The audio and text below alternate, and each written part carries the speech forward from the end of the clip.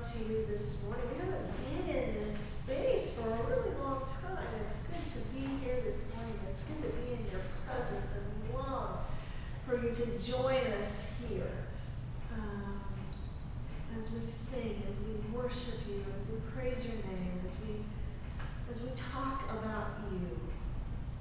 May the things that we do and say bring glory to you. May we be people who are different because we have been in your presence today. In Jesus' name, amen. Hello. Hello.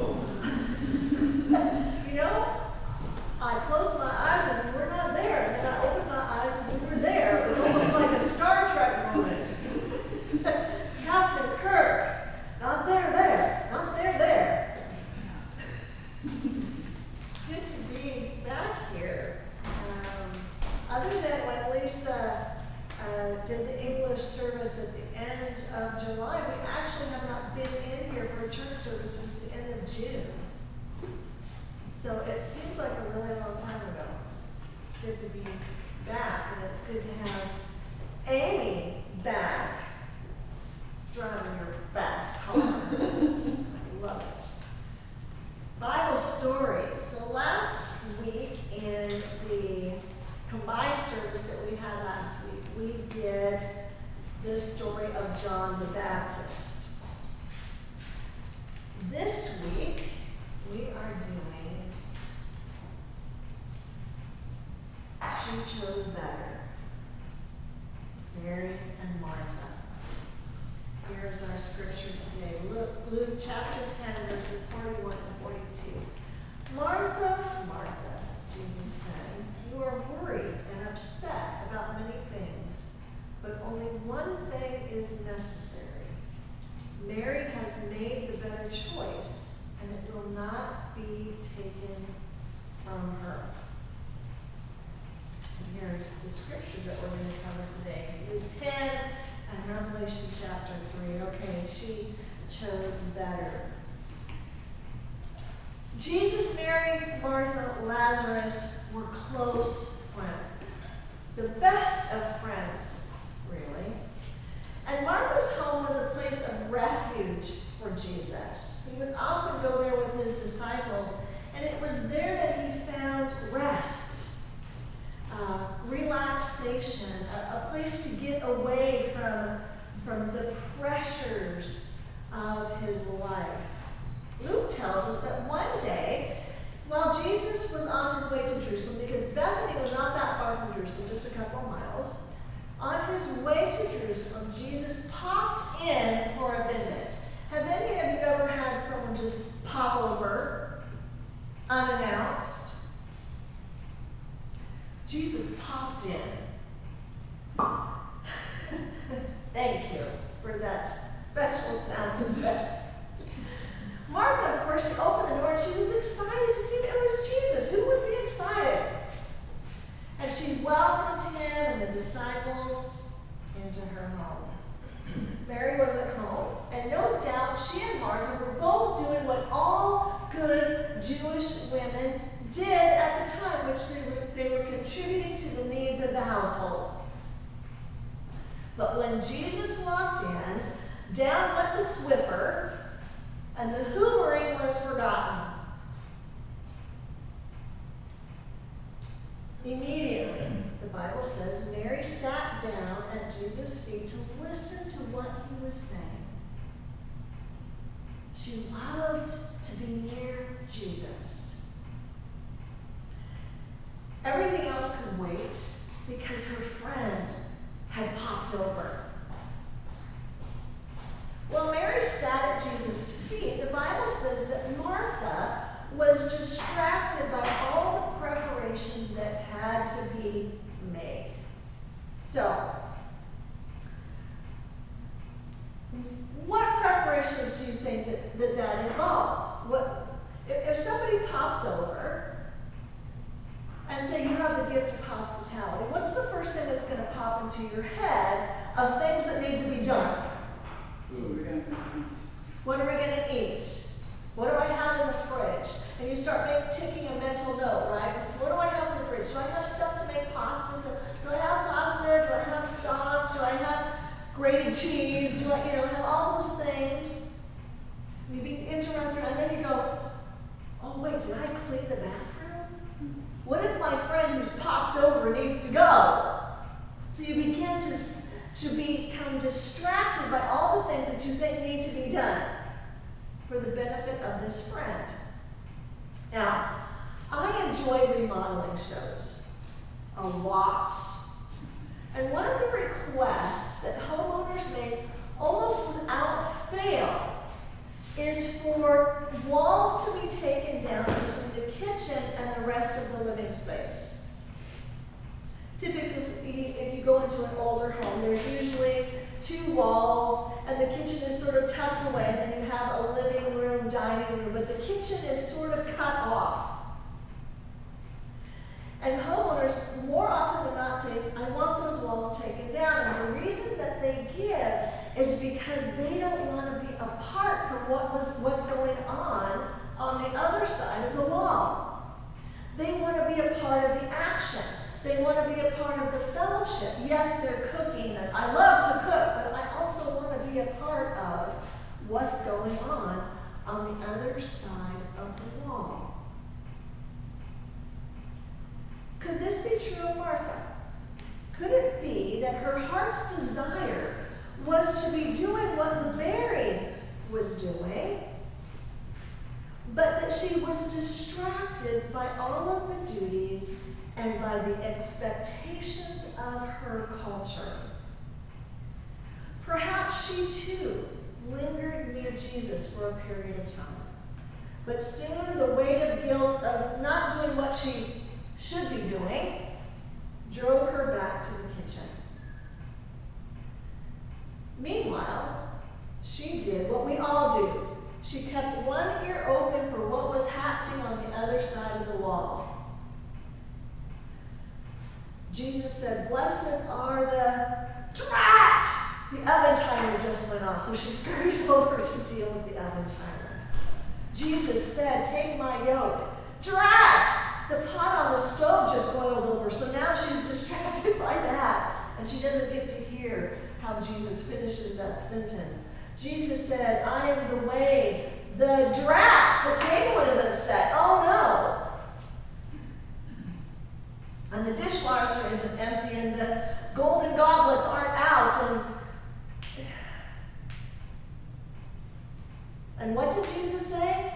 I missed it. Her hurt and resentment finally boiled over, and she walked out into the living room, hand on hip, lips quivering. Now we have a little joke in my household because my grandpa was really good at making his chin quiver whenever he didn't get what he wanted. And so our little joke in our household is it can't be that big of a deal if you can't make your chin quiver. So out Martha walks. The tears are just there, right? And she's mad and she's frustrated and her chin is quivering.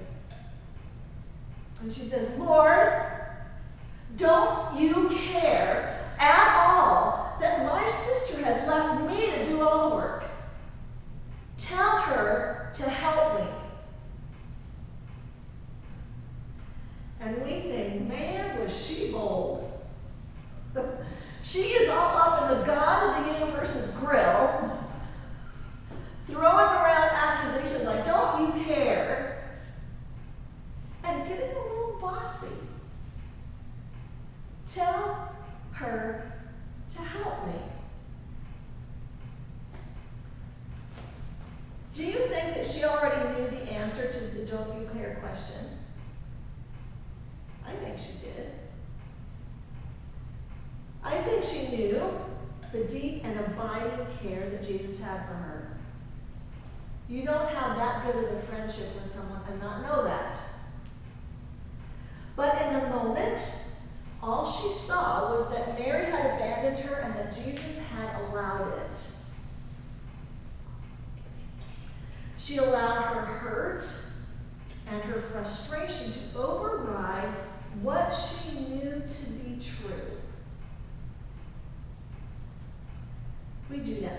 sometimes, don't we? We let our internal dialogue, our internal hurts, our internal frustrations, whatever conversation that we're having, going on internally, and we substitute the truth for that.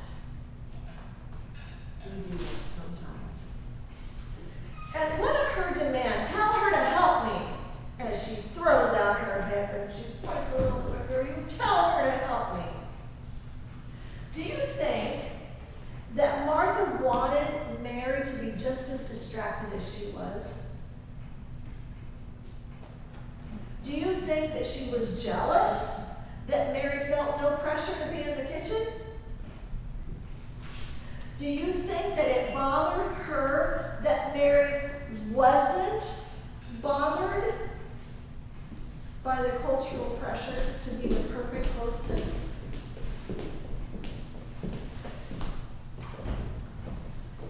Was she just mad because Mary was doing what she wanted to be doing? Do you think that she hoped that Mary would feel just a little embarrassed? Do you think that she wanted Jesus to take sides? And I say yes to all of those questions. And we do that sometimes too. Sometimes we want people to feel the way that we're feeling. And it makes us mad that they're not. It's no longer the 1950s. But our culture still puts a high value on women being good hostesses. And I went to the whole handy internet, and these are some things that I found. 10 tips to help you be a great hostess. How to be a great hostess. Yes, John. I can't help but look at the pink picture on the left Yes. and think, what an inefficient use of space. What are those arrows? I don't know. They look like knives going in the wall. I don't know what they are. No good hostess would do such a thing. You only see that on Pinterest. Just look, I mean, the room is large enough to stand up in. But no, there's no cabinetry or anything. There's no cabinetry, there's a spice rack on the wall. Below the level of her head, there are only 3 other items, one of which is a clock. It's an odd space. And then you've got this, He's become this distracted by the picture. tiny little shelf there with 1, 2, 3, 4, 5, 6, 7, 8, 9, 10, 11 items on it. What a waste. Okay, let's zero back down to the good hostess part of that. Okay, so this has to do with the good. Back to me, okay.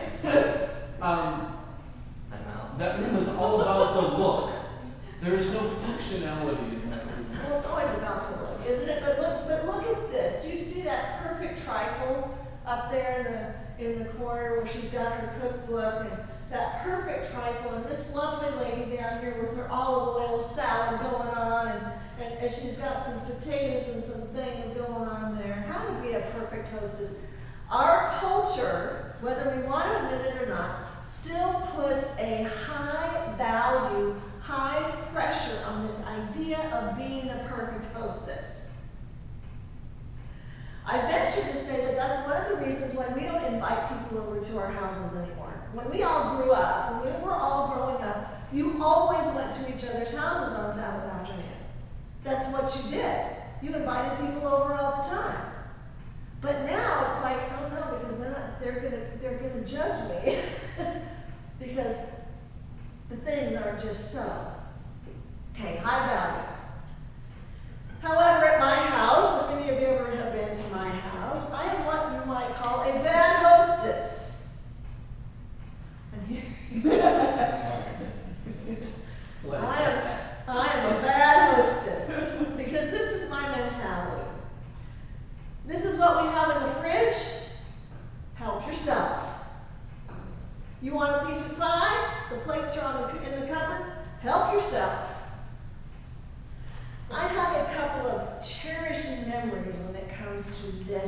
topic. There was one Saturday night many years ago where Mo, and many of us know who Mo is, they came over, he and his wife Jennifer, and some other people were already there, and he went into the kitchen. He got out a pan, he got out some eggs and cheese from the refrigerator, and he proceeded to make himself an omelet.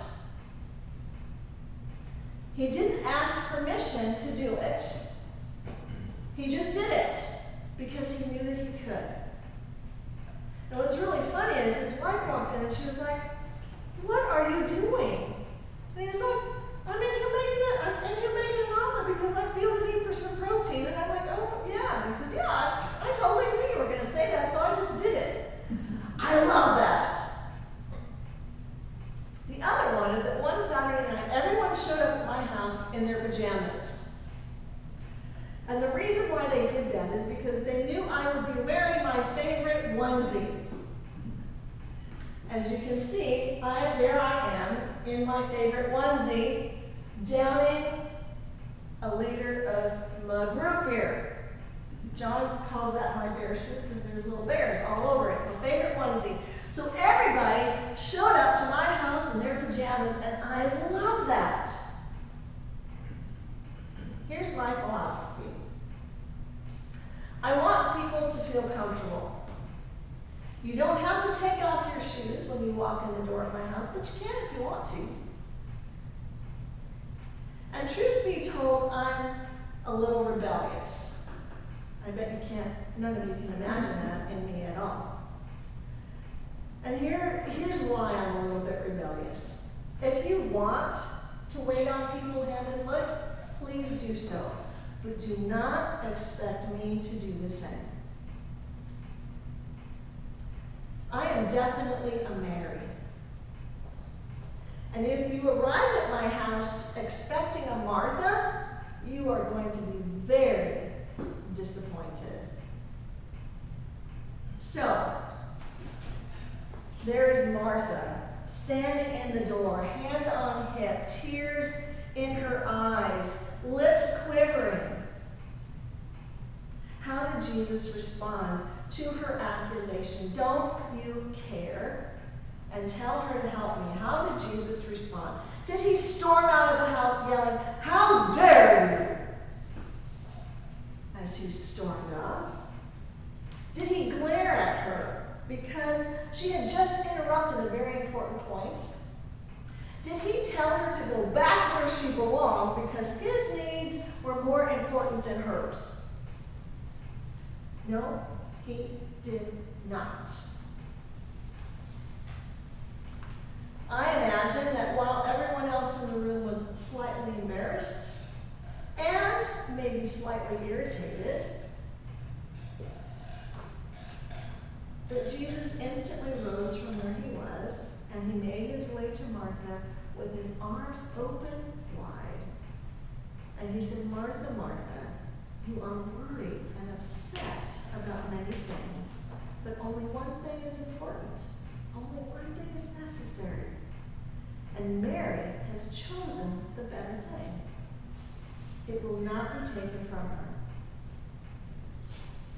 Martha, in her outburst, was out of line. But Jesus is not interested in embarrassing people. So his words were gentle.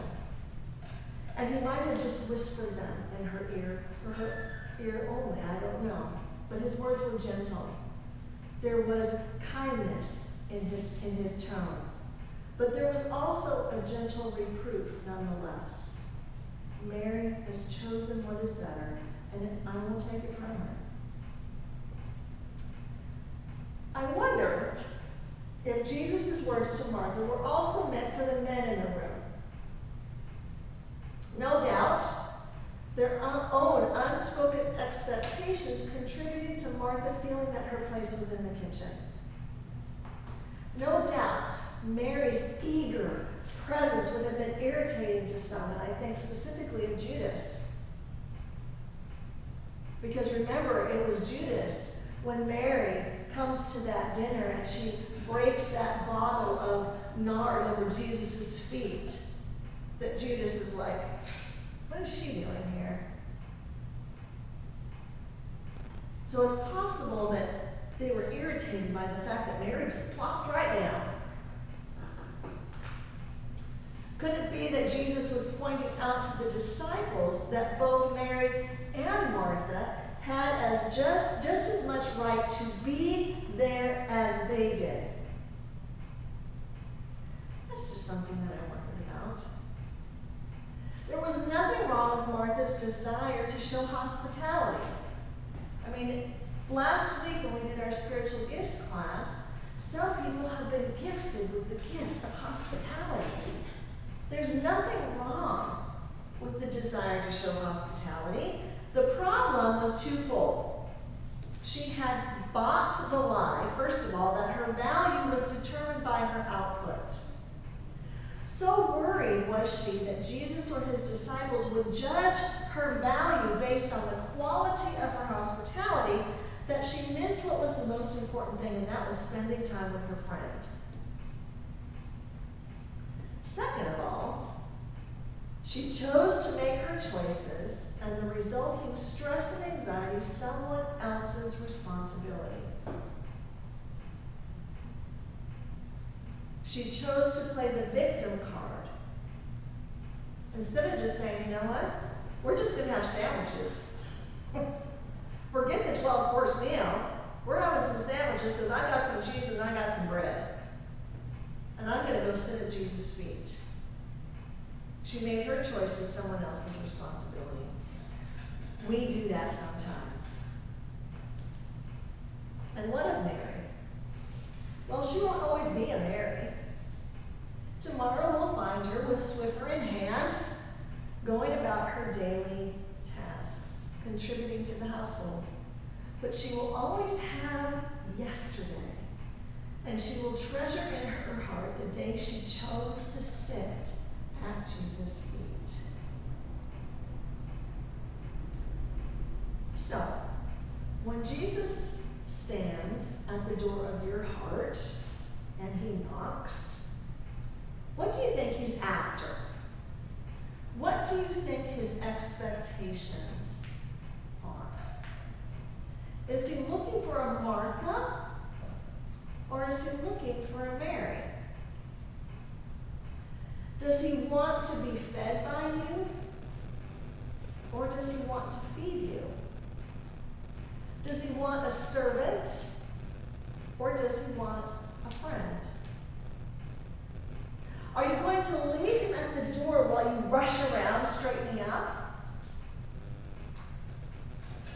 And will you become so distracted by what you think you should do that you forget that he's still waiting on the porch? No, 1 minute, Jesus, I haven't cleaned the bathroom yet. Just hang out, it'll be fine, I'll be right back. What do you think Jesus' expectations are when he's knocking at your door? The answer is simple. He just wants you. You in your bathrobe and your curlers. You in all your messiness. He just wants you. So there Jesus stands, and he's brought takeout. So you don't even have to worry about going in the kitchen. He's brought some takeout, and he's standing there, and Revelation 3:20 says this, "Look, I stand at the door and knock.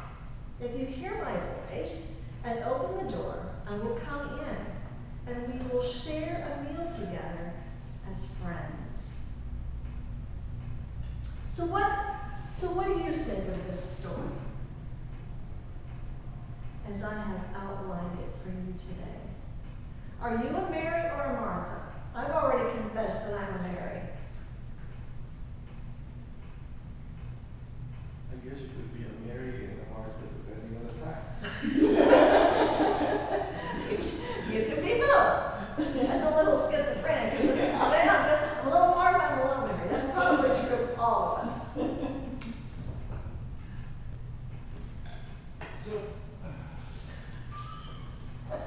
So So you talked about social expectations. Yeah.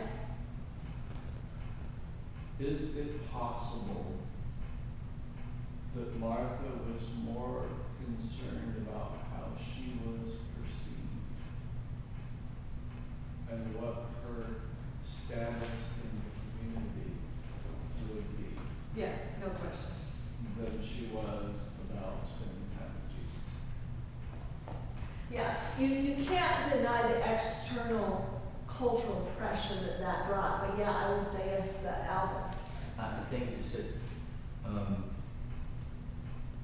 Martha could have prepared it better, and get things done, and don't have to run around preparing the things that she needs to do. So it shows us. I mean, to me, this story tells us that there are a lot of things in life that can distract you. Yes. And what are you focused on? Are you focused on God? Are you focused on the things around you that keep you very busy? I think that it tells a story that you should choose the right path, and not just having to look at the many things that are happening around the world or around you, but you have to focus more on God. Right. The most important thing. Yeah, you can certainly leave it to the idea of the cultural pressure of what a good housewife or what hostess is, but that could be also be the cultural pressure of how much time you spend at work, right? I mean, one of the things that COVID sort of did was it broke that expectation that you just need to be at work all the time, because people learned that they could be at home and do their work, right? But there's this tremendous cultural pressure, this idea that if you aren't willing to devote 10 or 12 hours a day to work, we will find somebody who will. And so you cave to that pressure, well, so as not to be out of a job, not to look like a slacker, not whatever the case may be, instead of what is the most important thing? What should we care more about? So yeah, it certainly encompasses more than just strictly a household sort of a deal. Yeah. What's the most You've important thing? done all the necessary preparation. You get all the food all laid out, all the utensils all laid out. Why do you need to be running around? Being a host. You don't need to do that. It's just, I think it's a matter of personal focus on what you want to do. Okay, good. Anybody else? Any other thoughts about this story? In Sabbath school, you're talking about, social media and how, if you're being bullied, it doesn't stop at school or whatever, because they can get in with your phone, right? Same with COVID, you had homework and, stuff. And so it's kind of like when you're at work, I think it's also a line of, not personally, but people who maybe are in business or software or whatever. But it's kind of like your emails on your phone. They can always get a hold of you or whatever. It's not like you can leave your job at 5 or whenever your job is done. It's like you're just always on, So I think it's a challenge to probably, like Mary's job was, never turned off, but anyway, I just am thinking that, I think I suppose there's always distractions, but I think it's higher now, your phone is there for entertainment, it's for work, it's for whatever, it's just there. Do you remember the time when you got in your car and you didn't worry about somebody calling you? Because you didn't have a phone. Because you didn't have a phone. Or remember the days prior to answering machines where you didn't worry about somebody leaving a message because you didn't have a message machine to leave on your. So if people caught you at home, they caught you at home. If they didn't, they didn't. I mean, you watch some old shows from the 70s, and the bad guy is getting away, and the good guy, instead of whipping out his phone and going dee dee dee dee, cut him off at 6th Avenue. He races to the phone booth and puts his quarter in and is feverishly dialing. Right? Yeah, exactly. You know, I had a thought where you were talking. My mother was the hostess with the mostest. I mean, she made everything from scratch. There was no such thing as store-bought for her. And I remember for Thanksgiving, she pretty much made everything the Thanksgiving Day. And she was one of those where it had to be the whole shebang. And I couldn't realize that pretty much everything at the Thanksgiving table, even if you want to do a traditional Thanksgiving, can be prepared in advance except for the turkey. Everything can be done in advance. And then you just warm it up. And so you know, Alvin kind of said that maybe she could have better planning. So maybe if it's normal for people to drop by, then you can have like, you know, so that when people do drop by, you can say dinner is going to be olives and pita bread. Right? Like always, kind of like always be prepared because they You drop can it. always be prepared. I can always bring out the pita Okay, bread. but now you're putting more expectations. So I'm just supposed to be prepared all the time in case somebody pops by. The bathroom is clean. I mean, In that culture, it used to be that you vacuumed every day. It used to be that you cleaned stuff every day. No, I Well, think- like I said, you come to my house, you are going to be sad, because that is not going to happen. You might find a hairball in the corner, and you're just going to have to deal with it. Because I have a hairy dog. I think what was really, I think the problem of the story is that to me is really to say, what do you focus on? I don't think so. That preparing a meal is that complicated to a point that you like what we so we can do it so much earlier, and then that's what I do in our house too. We often have a lot of guests into our house and we have all things all prepared, warm up, get ready, and then when time comes, we might be running around like idiots. Well, there also it is. She doesn't have the conveniences that we have now. You got to That's rinse the very well. true. You got That's very to, true. all That's very this true. stuff. I think the bottom line, because I think we've gotten a little distracted. I think the bottom line is what is the most important thing. And Jesus is saying the most important thing that is going to happen throughout your day is spending time with me.